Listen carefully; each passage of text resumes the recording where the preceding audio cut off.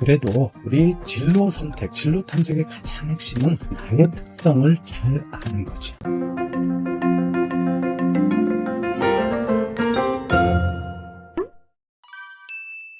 안녕하세요. 소통연 채널의 홍성민입니다.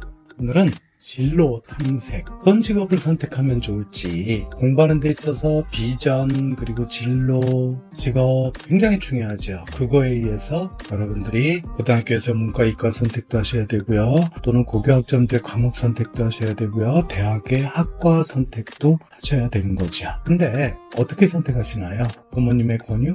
드라마나 또는 영화나 이런 데 등장하는 멋있어 보이는 직업? 요즘은 4차 산업혁명으로 로봇 또는 인공지능이 일자리를 대체한다, 이런 이야기도 정말 많죠. 그래도 우리 진로 선택, 진로 탐색의 가장 핵심은 나의 특성을 잘 아는 거죠. 여러분들은 중고등학교 다니면서 아마도 적성검사 또는 직업 흥미검사, 진로 탐색검사 이런 류의 검사들 다들 해보셨을 겁니다. 근데 이런 진단검사는 크게 두 종류로 구분을 할 수 있어요. 첫 번째, 선천적 특성을 알아보는 검사. 주로 성향, 성격 이런 거와 관련이 깊죠. 대표적으로 많이 쓰인 거는 MBTI 검사고요. 그 다음에 진로 탐색 검사나 적성 검사 또는 직업 흥미 검사 이런 것들은 후천적 특성을 탐색합니다. 후천적 특성이라는 것은 뭐죠? 내가 모르면, 관심이 없으면, 흥미가 없으면 그 영역에 절대로 나오지 않는 그런 검사들이 바로 후천적 검사의 특징입니다. 때로는 선천적성과 후천적 특성을 겸하는 경우도 있어요. 그런 대표적인 검사가 다중지능 검사입니다. 여러분들이 이런 진단 검사를 제대로 잘 활용하신다라고 하면 저는 세 가지를 결합하는 것을 추천드리겠습니다. 선천적성 검사로 MBTI 성격 유형 검사, 두 번째 후천적 검사로 직업 흥미 검사나 적성 검사, 세 번째는요 다중지능 검사, 두 가지 영역을 다 겸한다라고 했죠. 이 세 가지 진단 검사 결과로부터 공통된 영역이 만들어질 수 있어요.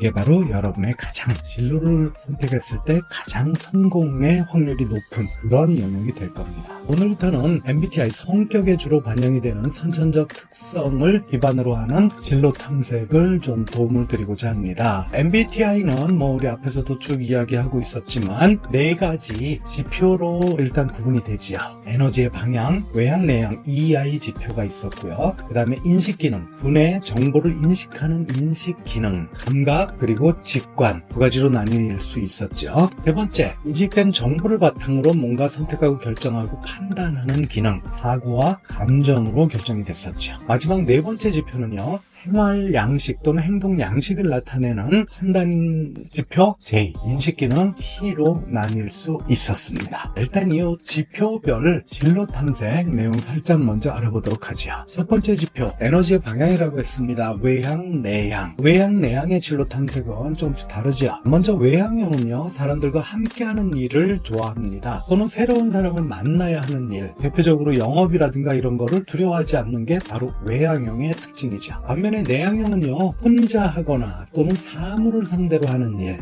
사람을 새롭게 만나서 뭔가 하는 일은 내향형에게는 상당히 어려운 일이 될 겁니다. 물론 사람과 함께하는 일이라면 지속적 관계를 갖는 일, 이런 건 괜찮아요. 매번 새로운 사람을 만나기보다는 한번 알게 된 사람과 지속적으로 함께 일을 한다라고 하면 내향형은 괜찮죠. 두 번째, 인식기능, 감각과 직관으로 나뉘었었죠. 감각과 직관은 진로 탐색에 가장 영향을 끼치는 지표입니다. 바로 MBTI의 두 번째 지표, 인식기능, 감각, 직관입니다. 감각기능은요, 기본적인 특징이 전통적인 일, 체계적인 일, 또는 반복적인 일, 매번 창의적으로 생각하지 않아도 되는 일, 이런 거에 능력을 발휘합니다. 반면에 직관형은요, 이것과 전혀 다르죠. 전통적인 것보다는 새로운 방법을 찾고요, 다양성이 중요하고요, 뭔가 반복적인 것보다는 끝이 없는 일, 그리고 자신의 창의성을 발휘할 수 있는 일, 이런 영역을 좋아하게 됩니다. 직업, 진로에 가장 큰 영향을 미치는 지표다라고 했으니까 우리 감각형에 적합한 직업, 반대로 이야기하면요, 감각형이 많이 선택한 직업 몇 가지만 좀 알아볼까요? 대표적으로 은행원이 있습니다. 수치를 다루기도 하지만 은행원이 하는 일은 어제 또는 작년 크게 다르지 않겠죠. 그런 일들. 행정관료도 마찬가지입니다. 공무원, 또 농장을 관리한다. 크게 달라지지 않겠죠. 초등학교 선생님, 감각형의 영역이에요. 그리고 간호사, 회계사, 격리직원, 군인, 부동산 중개인. 직업적으로 보면 영역은 상당히 다르지만 이들의 공통점이 있습니다. 공통적인 일 또는 체계적인 갖추어진 일, 어제 일과 한 달 전 일 또는 작년 일 크게 다르지 않은 그런 일들이 감각형에게 적합한 직업입니다. 반면에 직관형에게 적합한 직업은요, 이런 거예요. 심리학자, 카운슬러, 방송인, 성직자 또는 작가, 언론인, 사회학자, 철학자, 화가, 연주가, 작곡가, 컨설턴트 또는 법률가, 컴퓨터 프로그래머, 디자이너.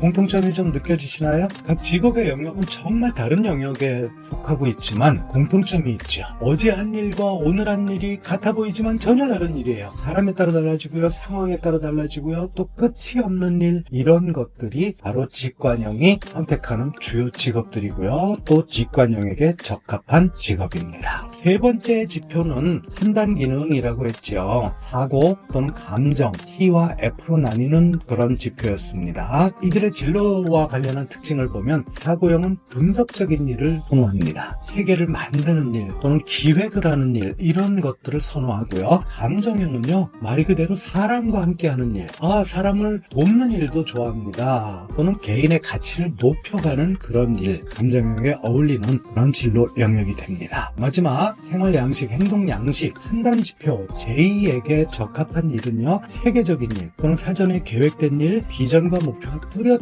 일, 대신 기한은 좀 여유가 있는 일, 이런 일들이 판단형이 좋아하는 그런 영역이 됩니다. 반면에 인식형은요, 계획적이고 체계적인 것보다는 그때그때 대응하는, 그래서 다양성이 있는 또는 융통성을 발휘할 수 있는 일 또는 벼락치기가 가능한 일, 이런 것들이 인식형이 주로 선택하는 영역이 되고요. 이쪽 영역에서 주로 능력을 발휘하게 됩니다. 자, 오늘은 간단하게 MBTI 4가지 지표에 대해서 기본적인 특징을 토대로 한 진로 탐색의 영역들 좀 살펴봤습니다. 다음 시간에는요, MBTI에 2가지 기능이 있다고 했습니다. 직업에 가장 큰 관여를 하는 게 바로 이 기능입니다. 기능에 따른 진로 탐색 알아보도록 하겠습니다. 지금까지 보통의 채널의 홍성민이었습니다. 고맙습니다.